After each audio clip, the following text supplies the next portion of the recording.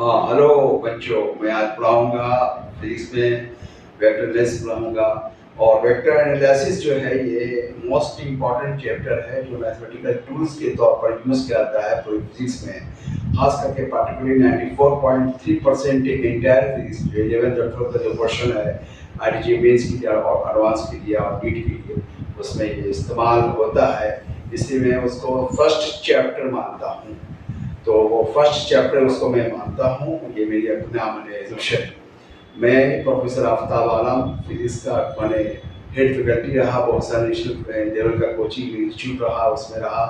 और मैं मुझे 34 इयर्स का ये तजुर्बा है पढ़ाने का, आईटीजी मेंस का एडवांस का नीट की। बहुत सा मैंने आईटीजी मेंस के एडवांस के टॉपर्स को मैंने किया और पैदा कर रहा हूँ। तो मैं फिजिक्स पढ़ा रहा हूँ। पहले मैं फिजिक्स में तीनों पढ़ाया 10 साल तक, फिर ये 34 साल से यानी कि सिर्फ ओनली फिजिक्स पढ़ा रहा हूँ। तो सारे बच्चों को फ़ायदा हो जाए इसलिए मैंने मतलब ये जस्ट पहला यूट्यूब बनाऊँगा, तो वो आप लोग लिसन करेंगे और ठीक से मतलब कंसंट्रेशन के साथ पढ़ाई करेंगे। सबसे पहले इसमें आपको जो होता है कि फिजिक्स है, हम लोग को पढ़ाना है, तो फिजिक्स को कॉन्साइज में हम लोग डिफाइन करना चाहेंगे कि फिजिक्स है क्या। फिजिक्स है क्या वो हम लोग यानी कि एकदम कॉन्साइज में जो 100% करेक्ट, कंसिस्टेंट और कॉम्पैक्ट डिफिनेशन होनी चाहिए फिजिक्स का, वो मैं बता रहा हूँ कि द स्टडी ऑफ, मैं लिख भी देता हूँ ताकि आसानी हो जाए। The study of laws of nature and natural phenomena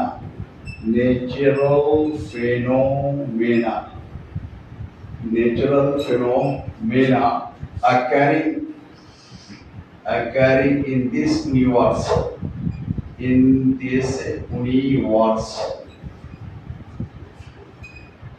is called physics. खास इसको मैं एक्सप्लेन भी करना चाहूँगा। Is called physics. यहाँ पर बच्चों देख रहे हैं कि टर्म्स एक स्टडी आया है, दूसरा टर्म लॉज है, तीसरा टर्म नेचर भी है और चौथा टर्म नेचुरल फिनोमेना है। अकरिंग इस यूनिवर्स यानी हो रहा है इस यूनिवर्स में। तो ये आपका एक यूनिवर्स हो गया, यानी 30 यूनिवर्स को भी हम लोगों ने कुछ एक्सप्लेन करेंगे स्लाइडली और बहुत ही ब्रीफ में करेंगे ताकि आपको समझ में आ जाए। तो व्हाट इज स्टडी, पहले ये देखा जाए। तो स्टडी के माने तो होता है अध्ययन करना या अध्ययन होता है स्टडी। अगर नॉन में लेते हैं तो अध्ययन, यानी इसका उर्दू होता है मोता आला। तो ये स्टडी मीन्स यानी कि जो हुआ वो काफी वाइड रेंज में है। इसी का अध्ययन ये नहीं कि रीड कर लिया और समझ लिया, नहीं, बल्कि स्टडी के माने ये होता है कि जब आप स्टडी करने जा रहे हैं फिजिक्स का या साइंस का कोई सब्जेक्ट है, तो उसको पहले आप क्या करते हैं, पहले आप उस पर माने कि स्पेकुलेशन होता है आपका। स्पेकुलेशन के साथ एजम्पशन, इस तरह से माने पोस्टुलेशन बनता है। कब, जब आप ऑब्जर्वेशन करते हैं और उसके साथ साथ फिर एक्सपेरिमेंटेशन भी होता है, और एक्सपेरिमेंटेशन के साथ साथ इन्वेस्टिगेशन भी चलता रहता है एक्सपेरिमेंटेशन के साथ। मतलब तो ये सारा चीज को मिलाकर हम लोग कहते हैं स्टडी करते हैं, उसी को स्टडी कहते हैं। ये नहीं कि सिर्फ यानी कि पढ़ लिया, रीड कर लिया, हो गया, नहीं। रीड करने के बाद अंडरस्टैंड करना, अंडरस्टैंड करने के बाद जो वो उसका जो थ्योरेटिकल कंसेप्ट है फिजिक्स का या जो थ्योरी है, प्रिंसिपल है, उसको समझने के बाद फिर इस पे एक्सपेरिमेंटेशन पर आते हैं। फिर उसका जो मैथमेटिकल आइडियाज है, जो मैथमेटिकल मतलब इम्प्लीकेशन है, वो मैथमेटिकल इम्प्लीकेशन को कैसे इस्तेमाल करते हैं, तो कैसे, और उस मैथमेटिकल इम्प्लीकेशन में कौन कौन मैथमेटिक्स यूज होगा, वो सारा। क्योंकि हम जानते हैं कि mathematics is the language of physics, बच्चा जानता है कि mathematics is the language of physics. Physics का भाषा मैथमेटिक्स है। फिजिक्स के जितने भी लॉज होते हैं या फिजिक्स का एक्सप्लेनेशन वो मतलब कौन इंटरप्रेट करता है, तो सिर्फ मैथमेटिक्स करता है। इसलिए मैथमेटिक्स जानते हैं। इसलिए पहला चैप्टर हमने यह रखा है कि आपका वेक्टर एनालिसिस रखा है बच्चों। अब यहाँ पर सबसे पहले कि स्टडी का मतलब समझ आ गया होगा कि मतलब आपको सिर्फ पढ़ना नहीं है बल्कि पढ़कर समझना है। पढ़कर समझने के लिए फिर उस पर आपको माने डेलिबरेटली कंटेम्पलेट करना होगा और फिक्र करना होगा कि ये कैसे हुआ, किस तरह से हुआ, किस माने कहाँ से ये लॉ आया, कैसे ऑब्जर्वेशन होगा, कैसे एक्सपेरिमेंटेशन होगा, कैसे इन्वेस्टिगेशन होगा। ये सारी चीज़ों को मिलाकर स्टडी करते हैं। यहाँ पर नेक्स्ट आपका फिर है आप देखेंगे कि लॉज का मान क्या होता है। तो लॉ इसको कहते हैं कि जैसे मान लेते हैं कि आपने हजारों लाखों माने साइंटिस्टों का एक्सपेरिमेंटेशन किया और रिजल्ट सेम आ रहा है, रिजल्ट सेम आ रहा है, तब तो वो लॉ बन जाता है। अगर मान लीजिए रिजल्ट सेम नहीं आता तो वो हाइपोथेसिस होता है, रिजल्ट सेम आ रहा तो लॉस हो जाता है, तो वो लॉ हो गया उस पर। तो और नेचर, नेचर किसको कहते हैं, तो नेचर के बारे में पहले आप जान जाएं कि यहाँ पर नेचर क्या है।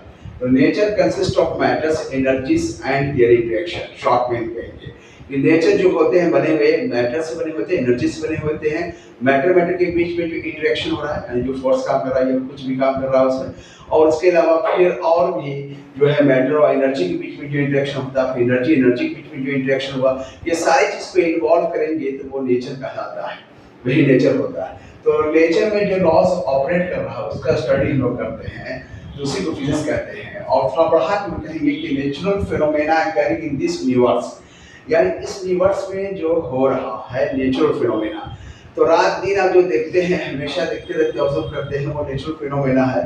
जैसे डे एंड नाइट का होना, बच्चा जानता है कि डे एंड नाइट का जो होना है वो मतलब x rotation of the earth पर है। जिस तरह से आप जानते हैं कि आप ये सीजन्स का बदलना, जैसे है गर्मी है, जाड़ा है, बरसात है, ये सब है, रेनी है, जितना भी सीजन्स है, मतलब रेनी सीजन है, विंटर सीजन है, ऑटम सीजन है, समर सीजन है, ये सारे जो सीजन्स हैं वो सब यानी कि आपको माने जो रिवोल्यूशन होता है, इसको कहते हैं elliptical revolution of the earth along its orbit, उस पर डिपेंड करता है। तो इस तरह से जितना भी नेचुरल फिनोमेना है, क्योंकि नेचुरल फिनोमेना करें, फिनोमेनन का पूरा फिनोमेना होता है, तो जितना भी फिनोमेना आप चलते हैं फिरते हैं, सब में फिजिक्स का लॉ काम करता है, सब में नेचुरल फिनोमेना है। अब हम देख रहे हैं जो, तो इसमें भी फ्रिक्शन की वजह से हम देख रहे हैं, जैसे चलते फिरते हैं तो फ्रिक्शन की वजह से हम लोग चलते फिरते हैं। उसी तरह से यानी कि सारे चीज मतलब आप जो देखते हैं पूरी दुनिया में, हर तरह का ऑब्जर्वेशन जो आपका होता है, तो सब में देखते होंगे कि मतलब इसमें जो है कि सब में फिजिक्स का लॉ काम करता है, सब में फिजिक्स का लॉ काम करता है।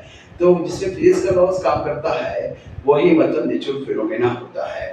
कुछ होता है कि कैटास्ट्रोफिक इवेंट होता है, जैसे हादसा के तौर पर आप कहिए कि मतलब जैसे अर्थक्वेक है और ये है वो माने जैसे वोल्केनिक इरेक्शन है, तो ये सब डिस्ट्रक्टिव टाइप का है। लेकिन बहुत ज़्यादा तो कंस्ट्रक्टिव भी आप देखते होंगे, जैसे मान लीजिए ये सोलर सिस्टम पर भी हमने बात किया, तो सोलर सिस्टम का जो चलना, या एटम का होना, या एटम का एग्जिस्टेंस होना, इलेक्ट्रॉन्स का मतलब रिवोल्यूशन है, मतलब अपने न्यूक्लियस के चारों तरफ यानी किसी एटम में, इसी तरह से इलेक्ट्रॉन्स का स्पिन करना, इलेक्ट्रॉन्स का जो मैंने रोटेशन है, जिस तरह से आप देखते हैं कि प्लैनेटरी सिस्टम में प्लैनेट्स जो है अपने एक्सिस के अबाउट रोटेट भी करता है, विंडिंग मोशन भी होता है। उसी तरह से ये सारी चीज़ें जो देखते हैं आप या ऑब्जर्व करते हैं या जानते हैं, ये सारा का सारा नेचुरल फिनोमेनन है। और अर्थ में जैसे 4 मोशन होता है, बच्चा जानता है कि नंबर 1 जैसे होता है आपका मैंने रोटेशनल मोशन होता है, स्पिनिंग मोशन होता है, और फिर आपको रिवोल्यूशनरी मोशन जिसको ट्रांजिशनल मोशन भी कहते हैं, और चौथा विंडिंग मोशन होता है कि लट्टू लचाए हुए तो ऐसे से लट्टू करता है, तो वो यानी विंडिंग मोशन। उसी तरह से इलेक्ट्रॉन्स पर भी ऑब्जर्व किया गया तो पता चला कि इलेक्ट्रॉन जो एटम में होता है उसमें भी 4 तरह के मोशन होते हैं, वो साइंटिस्ट का रिसर्च है। ये सारी चीज़ नेचुरल फिनोमेना में आता है। बहुत सारी चीज़ें हैं, आने जितना गिनाए तो खरबों खरब ज़माना या साल गुजर जाएगा तब भी आने के वो ख़त्म नहीं होगा कि नेचुरल फिनोमेना क्या है। और अब ये natural phenomena occurring in this universe, इस यूनिवर्स में अब तक का जो नासा का जो साइंटिस्ट है वो डिफाइन कर पाया है, वो आपको जानना चाहिए। वो आपको जमीन से लेकर जो मतलब पहला आसमान जिसको कहा जाता है कि ये जो ब्लू नजर आता है due to escaping of light, है ना, ये पहला आसमान और जमीन के बीच में जितने भी हैं माने स्टार्स हैं, तो आपको ये पता होना चाहिए कि माने बिलियंस और बिलियंस स्टार से बने हुए गैलेक्सीज होते हैं, और गैलेक्सी जो होते हैं माने वो बिलियंस और बिलियंस गैलेक्सी से बने हुए हैं। हमारे जो गैलेक्सी है मिल्की वे सब जानता है, तो मिल्की वे में भी माने बिलियंस और बिलियंस स्टार्स होते हैं, जिसमें एक सन भी एक माने एक स्टार है, और सन के साथ जितने भी प्लैनेट्स हैं ये हैं तो माने वो सोलर सिस्टम आ जाता है। तो ये जो यूनिवर्स है यानी जमीन और आसमान के बीच में जो बना हुआ जो पहला आसमान नजर आता है, ऐसा हम लोग जानते हैं कि 7 आसमान होते हैं, जो यानी कि अब तक साइंटिस्ट को पता नहीं चला है सजा के नहीं, लेकिन ये आपको धार्मिक किताबों में मिलेगी। लेकिन ये जो है आपको हम बता रहा हूँ, ये जो नासा का और इसरो का ये सब का जो ऑब्जर्वेशन है उसके अकॉर्डिंगली मैं बता रहा हूँ कि साइंस में हमेशा ये माना गया कि जमीन और एक पहला आसमान which appears to be blue due to scattering of light. तो उसके वजह से जो पहला आसमान और जमीन के बीच में जो भी एग्जिस्ट कर रहा है जिसको सेलेस्टियल बॉडीज कहते हैं, आसमानी बॉडीज। तो वो सेलेस्टियल बॉडीज में क्या क्या आते हैं? सबसे पहले आपको गैलेक्सीज हो गया, फिर एक स्मॉल ग्रुप ऑफ स्टार्स को कहते हैं कॉन्स्टेलेशंस कहते हैं, लार्ज ग्रुप ऑफ स्टार्स को गैलेक्सीज कहते हैं। उसी तरह से मालूमात यानी ये कह सकते हैं ये स्टार्स हो गया, फिर उसके बाद आपको प्लैनेट्स है, सैटेलाइट्स है, फिर उसके बाद मीटर्स है, स्टार्स है, बहुत सारा चीज़ है, मतलब बहुत चीज़ है, माने नेबुला वगैरह बहुत अच्छी कितना गिनाई, ये सारी चीज़ को मिलाकर को कहा गया यूनिवर्स कहा जाता है। तो इसे यूनिवर्स में जो मतलब नेचुरल फिनोमेना हो रहा है, जो नेचर में लॉज ऑपरेट कर रहा है, उसके अध्ययन को, उसके स्टडी का बहुत वाइड मीनिंग है, उसी को फिजिक्स कहा जाता है। ये फिजिक्स के बारे में मैंने बताया। उसके बाद नेक्स्ट हम लोग यानी कि बताते हैं कि उसमें सबसे इम्पोर्टेंट क्या होता है, तो वो फिजिकल क्वांटिटी होता है। फिजिकल क्वांटिटी जो सबसे इम्पोर्टेंट चीज यही से स्टार्ट होता है आपका कि फिजिकल क्वांटिटी क्या है। आप यूं ही तो जानते होंगे क्योंकि सारी किताबों में जो लिखा हुआ है और जो मतलब प्रोफेसर पढ़ाते हैं या टीचर या हम लोग पढ़ाते हैं तो कहते हैं कि quantity which can be measured is called physical quantity. ठीक है, ये जो भी क्वांटिटी को नापा जा सकता है वो फिजिकल क्वांटिटी है, बट ये मतलब इनकम्प्लीट है और इनकम्प्लीट टेंड्स टू रॉन्गनेस, और इनकम्प्लीट जो होता है वो रॉन्गनेस की तरफ ले जाता है। इसलिए इसको वो बेसिस डिफिशिएंट जो दिया जाएगा, जो से रॉबर्ट एस डेविड ने अपनी किताब में कहा building block of physics in terms of which the law of physics can be expressed is called physical quantity. तो रॉबर्ट एस डेविड ने जो कहा ये डिफिशिएंट बड़ा अच्छा था। जब हम इंटर में पढ़ रहे थे आईसी फर्स्ट ईयर में तो हमको लगा कि हाँ ये डिफिशिएंट सही लगा, बहुत अच्छा लगा। तो उसके वजह से आईसी फर्स्ट ईयर में हमने बनाया था, आगे बढ़ाया क्या हमने quantity which can be measured and in terms of which the law of physics can be expressed, यानी जिसके टर्म्स में फिजिक्स के लॉ को एक्सप्रेस किया जा सकता है, इज कॉल्ड फिजिकल क्वांटिटी।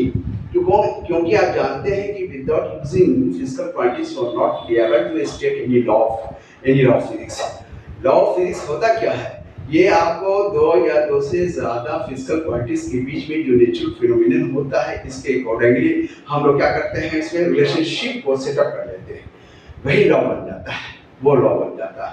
तो बिना फिजिकल क्वांटिटीज की तो लॉ ऑफ स्पेस नहीं किया जा सकता है, इसलिए वो वाला जो हमने आगे जो कहते हैं वो परफेक्टली माने बेहतरीन से डिफाइन कर देता है। तो इसको हम लोग लिख सकते हैं, ऐसे करके आप लिख सकते हैं कि आप क्वांटिटी, ये तो सब लिखता है, और quantity which can be measured इस फिजिकल क्वांटिटी कर देते हैं सारी किताब में लिखे हमारे। और quantity which can be measured and थोड़ा सा बढ़ा दीजिए तो कोई दिक्कत नहीं है, बल्कि अच्छा होगा। In terms of which law of physics can be express किया जा सकता है, इज कॉल्ड फिजिकल क्वांटिटी। इसी को आप फिजिकल क्वांटिटी कहते हैं। ये आपका सही डिफिनेशन मिल गया, ये आपका सही डिफिनेशन। अब ये फिजिकल क्वांटिटी को फिर क्लासिफिकेशन हुआ, माने कितने तरह से क्लासिफिकेशन हुआ? दो तरह से हुआ। एक हुआ कि मेजरमेंट के आधार पर कहेंगे, मेजरमेंट के आधार पर जो यूनिट्स एंड डायमेंशन में आप पढ़ते हैं, जो सबसे सिंपलेस्ट चैप्टर है जो बाद में पढ़ा जाएगा, बहुत ही आसान होता है। तो यूनिट्स एंड डायमेंशन में जो मतलब है आपकी मेजरमेंट में, तो उसके आधार पर अगर हम देखेंगे तो आपको बने वो क्लासिफिकेशन होगा। फिर इसके बाद जो होगा, जो सबसे इंपॉर्टेंट है, मैग्नीट्यूड और डायरेक्शन पर। मैग्नीट्यूड और डायरेक्शन के आधार पर होता है, दो तरह से क्लासिफाई करते हैं। तो आपको हम लिखते हैं क्या कि types of physical quantities,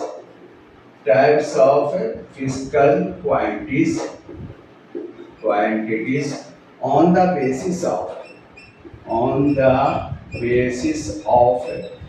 the basis of measurement के आधार पर फिजिकल क्वांटिटीज कितने तरह के होते हैं। नंबर 1 सबसे पहले आपका होता है, जो 9th क्लास में पढ़े होंगे, फंडामेंटल फिजिकल क्वांटिटीज, ये आप पढ़े होंगे, पहला होता है टाइप में। दूसरा आपको होता है क्या, इसी में सप्लीमेंट्री हो गया, तो सप्लीमेंट्री और जो आपने लिखा फंडामेंटल फिजिकल क्वांटिटीज इसी में सप्लीमेंट किया गया, supplementary fundamental physical quantities, physical quantities.